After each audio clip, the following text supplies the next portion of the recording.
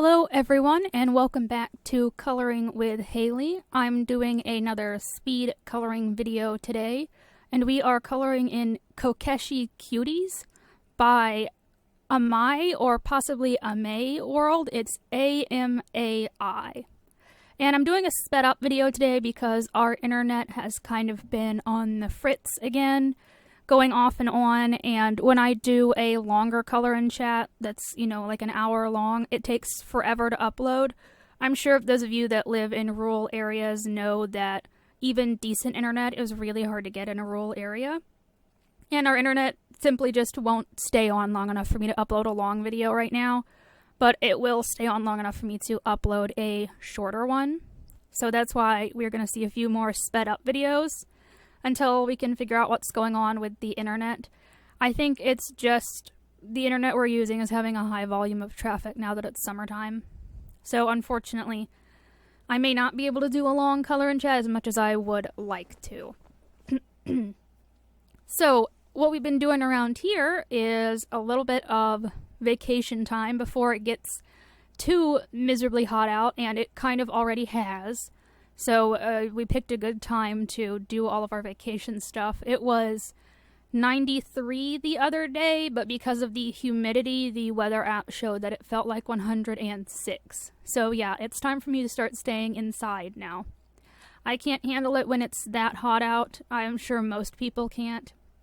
Especially with the humidity, it's just miserable out there, so even the dog doesn't want to go outside to go to the bathroom, but he's got all that long, thick hair, so I don't blame him. Anyways, the first thing that we did for our little vacation was go to a wildlife rehab center.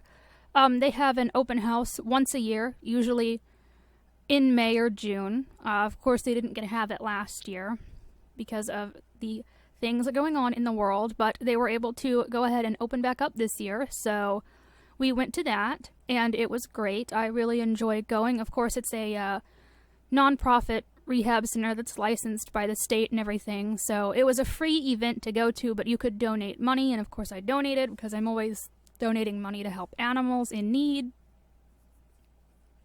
That's something I think is really important, so I'm always donating for conservation and everything. And we went a couple of years ago to this same open house, and every time we go, there's always different animals. Of course, it depends on what animals that they've rescued at that time, I think the last time we went was in 2018, maybe 2019, and they probably had a dozen baby deer, and this time they only had 2, so I suppose that's a good thing, right? It means less have been injured or less are in need of care. The only animal that kind of remains constant at this rehab center is a big female coyote that someone had been keeping as a pet illegally, and the state took it away from them and took it to this rehab center because obviously it can't be released into the wild. It's way too used to people. It's very friendly, and since it was kept since a puppy, it lacks a bunch of the basic instincts. It doesn't know how to be a wild coyote, basically.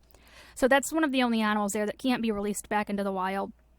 I did post some pictures on Instagram. If you guys are interested in seeing them, there's a link to my Instagram down below, so you can go there. I posted a bunch of pictures. I know I posted pictures of some of the baby foxes that they have. Those are going to be released back into the wild. Everything I posted pictures of, pretty much everything there is going to be released, back into the wild once they are healthy and ready to go. I believe the baby foxes had been found near their mother, who had unfortunately passed away. They didn't say the circumstances. I don't know what happened to the mother, but the babies were found alone, and so they took in the 2 babies to raise. And they had a bunch of possums and raccoons. They always seem to have a bunch of those. I think, unfortunately, those are smaller animals where mom might try to cross the road sometimes, and it's an unfortunate situation. So they take in the babies and release them when they're older. They had a few owls there. I don't recall what was wrong with the owls at this point. They had a bald eagle there, and that was a really sad situation. The bald eagle had lead poisoning and was now blind. And they said that they will maybe be able to release that bald eagle back into the wild. It just depends. They're not done with the treatments for her poisoning. They said that the treatment for lead poisoning with an animal takes a very, very long time to get it all out of their system. So they have to see how healthy she is once it gets out of her system, and if they think she'll be able to adapt to being blind now. So that was really sad to see. They also had a bobcat, and the bobcat was not interested in seeing any people. You know, all the animals are in their own special enclosures outside and everything, except for the babies. The babies stay in the rehab center house, but they did bring the babies outside in little cages just to show them to people. But everything else is outside in these nice big enclosures, and the bobcat was kind of sitting back in the corner of its enclosure. It has a broken leg. That's what was wrong with it, and it'll be released once its leg is healed. But I went to kneel down to try to get a photo of it sitting back in the corner, and it did that kind of sound that cats do, and then it got really high pitched, so I was like, okay, never mind. We'll leave the bobcat alone and not take any photos. It seemed like it wasn't too interested in any of the people, whereas some of the little owls and stuff didn't mind you coming up to their enclosure and taking photos of them. So I didn't get any pictures of the bobcat, but it was neat to see. I've seen a bobcat one other time in my life. I know they are native here in our state. I just think they're kind of secretive animals, and I don't see them very often. They had, let's see, what else did they have? They had a couple of groundhog babies. Those were cute, too. And they had the foxes. They had some adult possums. Or, I guess maybe they weren't fully grown, but older babies. They weren't teeny tiny and on a bottle anymore. Probably almost ready to be released, I would guess. And they had some little birds called kestrels. Those were neat to see. One of the owls was a great horned owl, and it seemed to be missing an eye, so perhaps it was injured. Something happened to its eye, or the eye had to be removed, and it's in their care now for a while. So that was really fun to see. Doug and I had a good time going up there.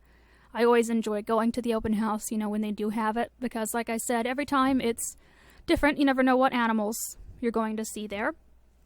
And then we took a day and went to the World Bird Sanctuary, which is located in Missouri around the St. Louis area.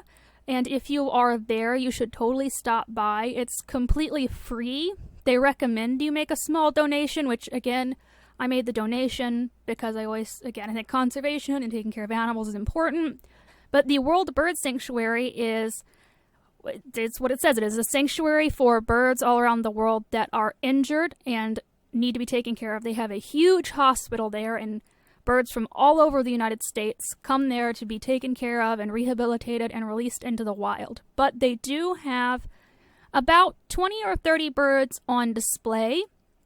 So you can walk up to these big exhibits. It's sort of like a small zoo, and look at all the birds that they have on display there. And I really enjoyed that. A lot of the birds that they have on display were birds that are not able to be released into the wild due to the extent of their injuries. Maybe they're now disabled, or they were a bird that was illegally confiscated from someone keeping it as a pet, and it doesn't know how to survive in the wild. A few things like that. I thought it was really cool that each enclosure that the birds were in had a little sign up.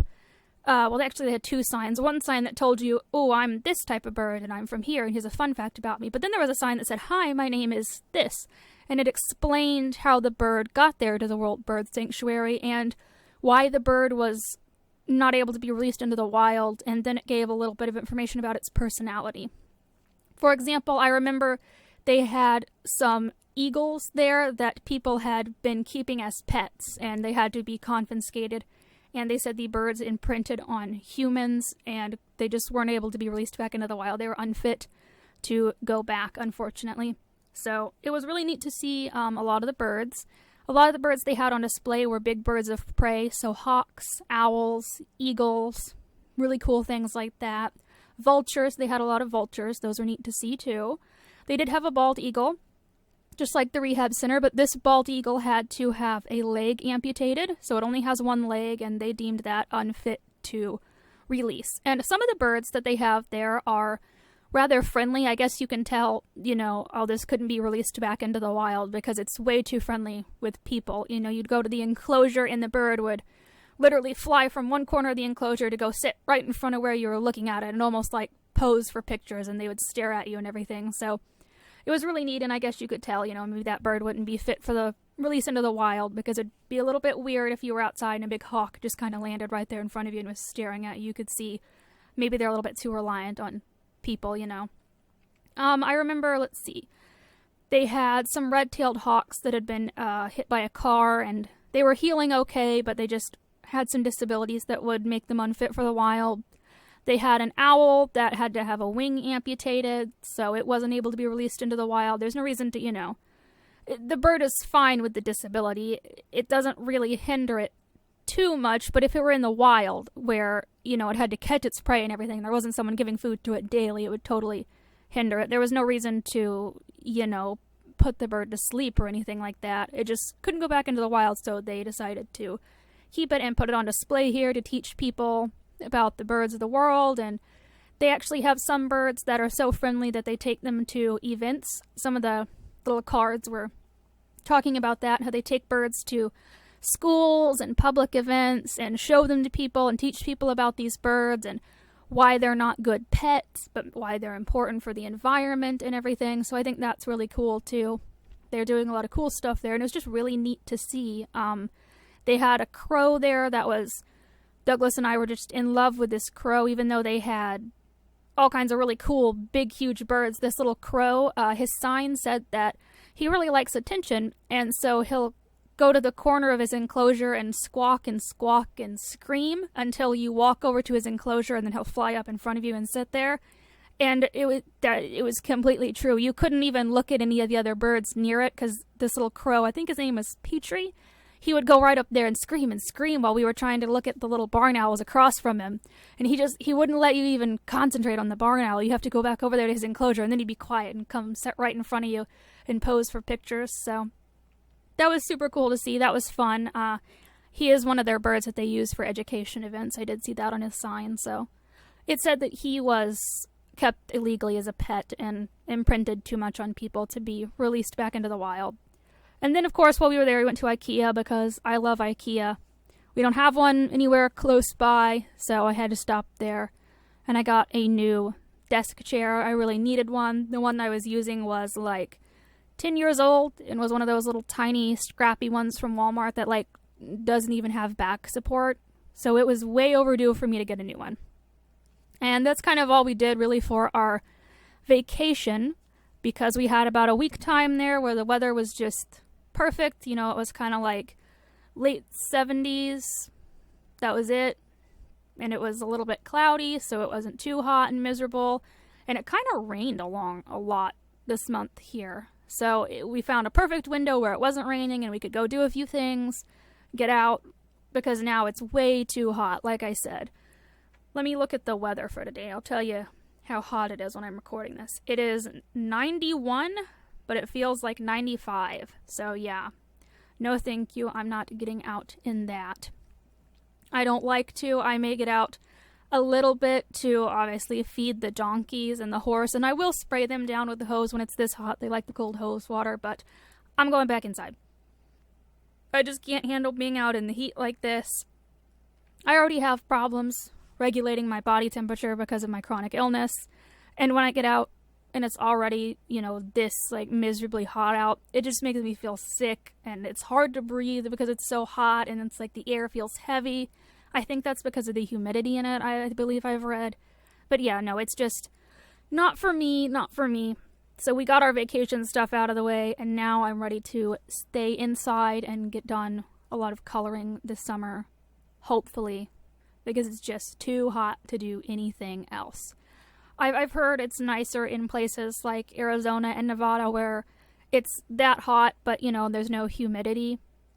I remember learning about that in my science class, that the humidity does make it feel warmer than it is outside, and it does make the air feel heavy. So if I lived somewhere like that, maybe I'd be outside, maybe I'd be enjoying the summer, but I'm not a big fan of summer where I live. Obviously, I'm a fan of getting out of school and everything, but no, the weather is just too hot and mucky. Last year, our garden that we grew, we actually tried to grow some watermelons, and it got so hot that our watermelons busted and exploded. It just gets so miserably hot with no rain for a long time that we had to scrap most of the garden because some of the plants just could not handle the heat. Our garden is doing better this year, but as it starts to get hotter, I'm worried about it. I have been getting a lot of strawberries already, and my Brussels sprouts look really good, but I'm worried about those in the heat. And our tomato plants are producing tomatoes, and our zucchini plants are producing. But I'm a little worried that it's going to get too hot again, and they'll kind of start to die off around July. I guess we'll have to see how that goes. So, I am close to finishing up this picture here that we are working on. This was a fun one. I've been doing a lot of simple pages this summer. That's just something nice about these. Of course, I've been doing more difficult pages too. You know, I'm always working in Jade Summers Chibi Girls, and that always has a lot of finer details in the background. But some of these simple kawaii or chibi cutie style books that are simple, I've really been loving them all of a sudden. I don't know, all of a sudden I just really got a thing for this style of book, and I previously didn't have that. I wasn't interested in this style at all, but for whatever reason, all of a sudden this summer I'm like, I can't get enough of these books. So this one was really fun to color, and I've already done several out of a book that I just bought called Kawaii Summer, which I have a flip through coming up soon, and you can look at my Instagram and see the pages I've been doing in that. I've already done like 2 or 3 pages in there, I think, and it's a book I just bought. Usually I'm bad at buying books and then like taking a month or 2 to actually finally start coloring in it, but this one I started in right away. I did leave a lot of things white in this image that we are coloring right now, the rice and everything like that, the waves on the water, just because I felt like, well, it's white rice, you know, that's what they use in sushi. I didn't feel like coloring all of it. And I did use my gel pen a lot to do a few of the finer details, like this fish cake here that has the pink swirl on it that they put in your ramen noodles. I felt like the markers I have right now are just a little bit too big for that, so I've been using my gel pens a lot to do some fine details in these pictures. I did all the mouths on the sushi with this as well. And of course, I add glitter and sparkle to the picture. I think I have to add that in every picture, even the simple pictures that I've been doing where I'm like, okay, no paint, you know, no little gel pen, no shading, nothing. I still managed to put the glitter gel pens on there somewhere. So, of course, I put it on this picture too. You'll see that here in a minute. I did really enjoy this. I've had this book for, this is a book that I've had, gosh, I don't know, like 6 months, I think, and then I just never picked it up. But now that I'm really into this style, obviously, I think I want to color quite a bit more in here. I've just been enjoying these kind of simple, straight coloring pictures a lot this summer. So definitely keep an eye out for this. You're going to see more of these, and you'll see when I do my finished pages this month that I did a lot of these. And here I am doing the glitter, which I always do at the very end, so we are almost done here. I will hold the page up to the camera to try and show you some of the glitter, but I never know how well it's going to actually show up on camera. Thank you guys so much for watching, and I hope you enjoyed seeing me color this page.